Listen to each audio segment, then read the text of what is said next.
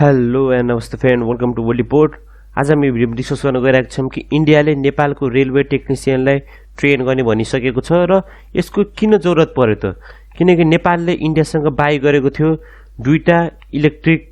Diesel electric multi unit rail set. अब यो चाहिँ बाई गरेको अझसम्म लगभग 5 मन्थ कम्प्लिट भइसकेको छ, तर यसमा मेजर प्रब्लम के रहेको छ भने नेपालमा धेरै टेक्निसियन छैनन् यसलाई अपरेट गर्नलाई। अब टेक्निसियन भन्नको मतलब यो होइन कि ड्राइभर मात्रै होइन, त्यहाँ तिमी जुन ट्र्याक रहेको छ त्यसको अपरेसनल छ कि छैन, कहीँ बिचमा गएर कुनै लिङ्कहरूमा केही डिफिकल्टी छ, कुनै जुन ट्र्याकहरू रहेको छ केही समस्या देखिएको छ र त्यसलाई सल्भ गर्नलाई चाहिँ लोकलमै केही रिसोर्सेस छ कि नै, किनकि हरेक कुरालाई चाहिँ हामीले सल्भ गर्नलाई इन्डिया लिएर जाने या इन्डियाकोबाट एक तरह भन्न सक्छ गभर्मेन्टको राम्रो स्टेप हो कि नेपाली टेक्निसियनलाई नै एक तरह ट्रेन गर्ने, जसले चाहिँ नेपालमै बसेर नेपालमा जे समस्याहरू आउँछ त्यसले चाहिँ एक भन्न सक्नुहुन्छ यही नेपालको लोकल रिसोर्सेस आधारमा चाहिँ त्यसलाई कम्प्लिट गर्ने।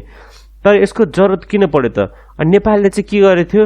मैले भन्थेँ हल्लै दुईटा नेपालले चाहिँ के भनेको थियो, एउटा diesel electric multi train unit किनेको थियो। यस्तो ट्रेन देख्न सक्छु, यो नेपाल रेलवे लेखेको, यो किनेको थियो कोसँग? इन्डियासँग। र यति सब त किनिसक्यो, तर यसमा नेपाल गभर्मेन्टले के गल्ती गरेपछि ट्रेन त किन्यो तर ट्रेनलाई चलाउने, ट्रेनलाई अपरेट गर्ने कुराको बारेमा धेरै सोचेन।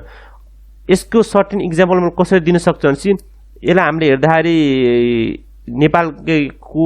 जुन यो सिचुएसन रहेको छ यसलाई हेर्दाखेरि हामीले इन्डियाको इक्जाम्पल मैले दिन सक्छु, किनकि इन्डिया र नेपालको जे कल्चर हल्का सेम रहेको छ र के छ भने यहाँको मान्छेको बानीहरू चाहिँ के भएको छ, हल्का सेम रहेको छ। त्यही भएर इक्जाम्पल दिँदा म इन्डियाको इक्जाम्पल दिन्छु कि अहिले इन्डियाले के किनेको छ, फ्रान्ससँग रफायल फाइटर जेट किनेको छ। यो त हामी सबैलाई थाहा नै छ, रफायल जेट पनि बहुत महँगो जेट हो, एक तरिका फ्रान्सको advance space advance air defence system रहेको छ फाइटर जेट। त्यो किन्दाखेरि इन्डियाले के गरेको थियो नि, जब किन्ने बेला थियो के गरेको थियो, त्यहाँको जुन पाइलटहरू रहेको छ इन्डियन पाइलटहरू, तिनीलाई त सबै कुरा नयाँ हुन्छ, रफायल एउटा नयाँ सिस्टम हो, त्यसको बारेमा फुल स्टडी चाहिन्छ। त्यो सब के गरेको थियो, रफायलले चाहिँ इन्डियाको जुन पाइलटहरू रहेको छ तिनलाई आफ्नो देशमा ल्याएर ट्रेन गरेको थियो र ट्रेन गरेर भ्यासी के गरेको थियो, तिनीहरू ड्राइभरसँगै तिनीहरू पाइलटसँगै के गरेको थियो, त्यो एयरक्राफ्टलाई चाहिँ सेन्ड गरेको थियो। तर यो कुरा हामीले देख्न सक्यौँ नेपालमा, यसलाई हाल्नु पोर म्यानेजमेन्ट भन्न सक्छ कि हामीले पहिला ट्रेन त किन्यौँ, ट्रेन किन्ने पछि बल्ल हामीले सोच्यौँ कि हाम्रो देशमा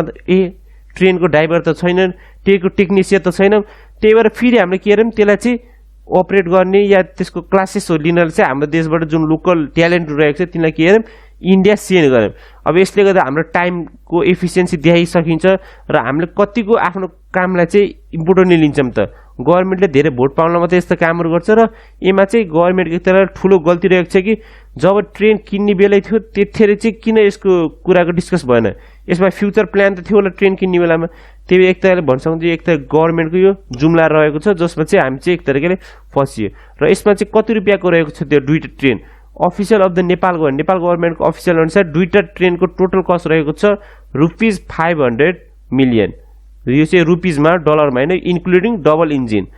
इन्जिन तिनको कोटाहरू, जुन तिनको पहाडी जुन स्टेसनहरू एक तरह कोचहरू रहेको छ एट्याच भएको, तिनी सबैले गर्दाखेरि कति भएको छ ₹500 मिलियन। र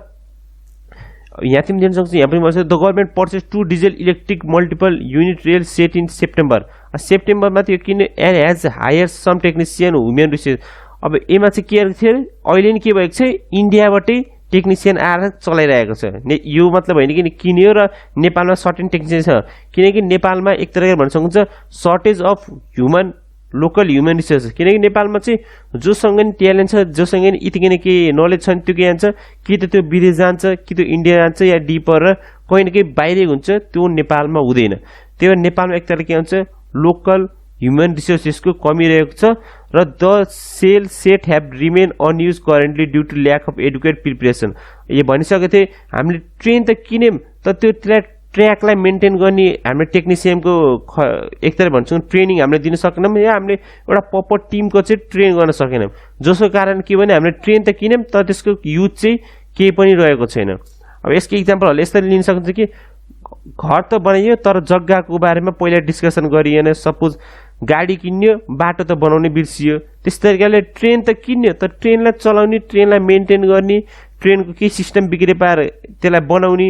एक तरिका जस्तो थुप्रै चिजहरू हुन्छ त्यसको बारेमा चाहिँ धेरै के भयो नलेज दिन सकेन र एक त जेनरल पब्लिकहरूलाई नलेज दिन सकेन अब यहाँ तिमी दिन सक्छ यो पनि एउटा पिक्चर रहेको छ नेपाल इन्डियाको यहाँ झन्डा राखेको छ यो यस्तो ट्रेन चाहिँ अपरेट गर्छ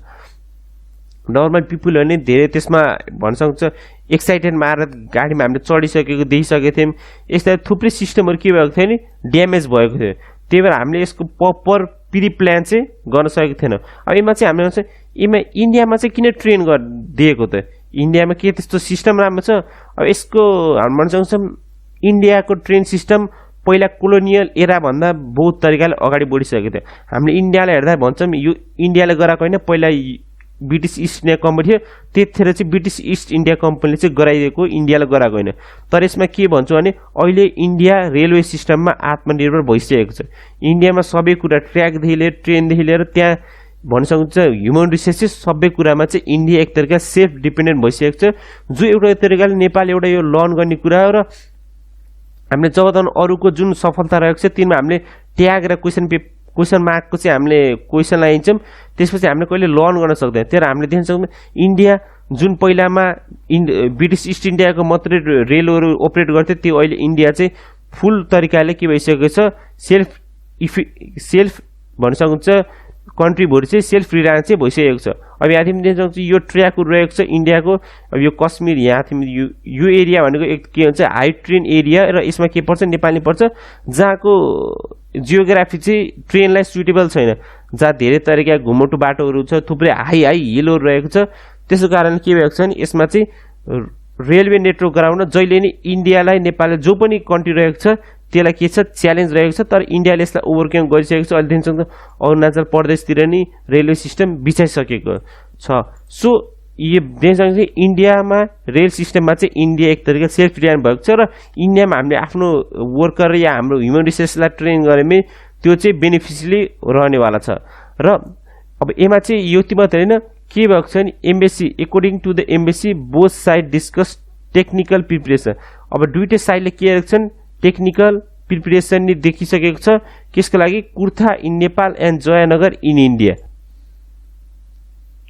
र यहाँ चाहिँ हामीले म्यापमा देख्न सकिन्छ कि यो वर्ल्डको म्याप यो हाम्रो प्यारो देश नेपाल र यसलाई हामीले जुम आउट गर्दै जाऊँ यो रहेको छ इन्डियाको बिहार स्टेट र बिहार स्टेट क्यापिटल रहेको छ पटना अझै हामीले यसलाई जुम आउट गर्दै आएपछि यहाँ चाहिँ देख्न सकिन्छ हामीले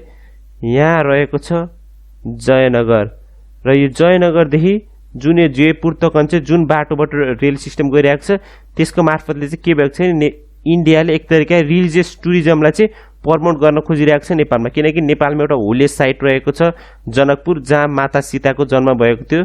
उहाँ हुन्छ रामको वाइफ र यसको कारण के छ इन्डियाले जबदेखि 2014बाट इन्डियामा नरेन्द्र मोदी आएको छ त्यतिखेर के भएको छ नि हिन्दू रिलिजनकोमा चाहिँ धेरै प्रमोसन चलिरहेको छ र तिनले चाहिँ के थुप्रै धामहरूलाई चाहिँ इन्टरकनेक्टेड गर्न खोजिरहेको छन् जसमा चाहिँ नेपालको जनकपुर रहेको छ र त्यहीको कडीमा चाहिँ यो एउटा भन्न सक्छ यो कुर्थादेखि जयनगरको चाहिँ एउटा यो जुन रेलवे सिस्टम छ त्यसको डेभलपमेन्ट भएको छ for the purpose of running passenger train यो फेरि प्यासेन्जर ट्रेनको लागि मात्रै यसमा एक तरिकाले भन्न सक्छ ठुल्ठुलो सामान ठुल्ठुलो सिस्टम चाहिँ यो एक तरिका क्यारी गर्नलाई बनेको होइन किनकि एउटा सानो सिस्टम रहेको छ 34 किलोमिटरको यसले धेरै लोड पेलोड धान्न सक्दैन त्यही यो सिप प्यासेन्जरको लागि मात्रै यसमा चाहिँ धेरै लोड चाहिँ युज गर्ने मिल्छ it could starting operation proceeding that need to be put in place for example of passenger train service यो प्यासेन्जर ट्रेन सर्भिस मात्रै र Nepal railway company will operate the passenger train along the railway line नेपालको जुन railway company रहेको छ त्यसले के गर्छ नि नेपालको यो जुन यो प्यासेन्जर ट्र्याक रहेको छ यसमा चाहिँ यो अपरेट गर्नेवाला छ र बोथ साइडले चाहिँ के डिस्कस गरिरहेको छन् अहिले इन्डियाको जोबानी र भन्न सक्नुहुन्छ एक तरिकाले क्रस बोर्डर रेलवे प्रोजेक्टको थुप्रिरहेको छ जसमा चाहिँ जोबानी इन इन्डिया र विराटनगर जुन नेपालमा रहेको छ यसलाई दुईटालाई कनेक्ट गर्ने के मार्गबाट रेलवे प्रोजेक्टबाट किनकि नेपालको एक तरिकाले अहिले भूगोल हेर्छ नि यहाँ वर्ल्डको म्याप देख्न सकिन्छ यो जुन भूगोल देख्न सक्नुहुन्छ यसमा चाहिँ के छ भने नेपालको तराई रिजनमा रेलवे नेटवर्क एक तरिकाले बिछाउनु चाहिँ यो एउटा इजी टार्गेट रहेको छ सिवाय हिल्ली या माउन्टेन रिजन किनकि तराई रिजन एक तरिकाले सम्म रहेको हुनाले प्लेन रहेको हुनाले यसमा जुन पनि प्रोजेक्ट रहेको हुन्छ त्यसको चाहिँ डेभलपमेन्ट वर्क चाहिँ छिटो हुन्छ र त्यसलाई कम्प्लिट गर्न धेरै एक्सपर्टिज चाहिँदैन। त्यही भएर हामीले देख्न सक्छौँ जुन पनि धेरै प्रोजेक्टहरू रहेको छन्, जुन पनि नेपालमा मेगा प्रोजेक्टहरू रहेको छ रोड रिलेटेड, त्यो चाहिँ कहाँ देख्न सकिन्छ हामीले तराई रिजनमा देख्न सकिन्छ। र यसको चाहिँ टोटल भन्न सक्नुहुन्छ ग्रान्ट चाहिँ कति रहेको छ, टोटल एमाउन्ट कति रहेको छ 5.88 बिलियन रुपिज। अब यो भन्न सक्नुहुन्छ यसको बारेमा त हामीले केही सुनेको थिएनौँ, यो एक तरह ट्रु हो किनकि यसको सिर्फ कुरा मात्रै भइरहेको छ, यसको ग्राउन्डमा चाहिँ धेरै डेभलपमेन्ट भएको छैन। यसको अझै थुप्रै काम चाहिँ अझै बाँकी रहेको छ, पेपर वर्क नै अझै कम्प्लिट भएको छैन। त्यही भएर हामीले फ्युचरमा चाहिँ यसबाट एक्सपेक्ट गर्न सक्छौँ कि अझै धेरै के हुन्छ डेभलपमेन्टहरू देख्न सकिन्छ। र Nepal and India also agree to see potential. अब चाहिँ नेपाल र इन्डियाले अझै एउटा पोटेन्सियल के देख्छन्, वीरगन्ज काठमाडौँ रेलवे लाइन। अब यहाँ तिमी देख्न सक्नुहुन्छ यो वर्ल्डको म्याप यो रहेको छ काठमाडौँ।